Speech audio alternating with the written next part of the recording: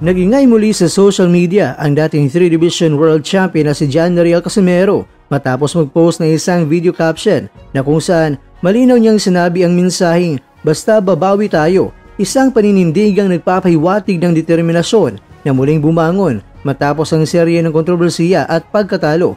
Sa kabila ng positibong tono ni Casimero, umana ito ng malakas na reaksyon mula sa isang fan na hindi nag-atubiling magbigay ng matapang at diretsahang komento. Sa naturang komento, sinabi ng fan, maganda ang performance sa training, pero sa aktwal na bakbakan, umaasa na lang na makaisang suntok sa kalaban.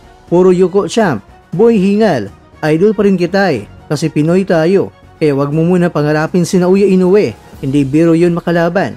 Kung ano ang dapat mong i-improve ay mas mabuti doon ka muna mag-focus, hindi yung puro kasalita, wala naman sa gawa.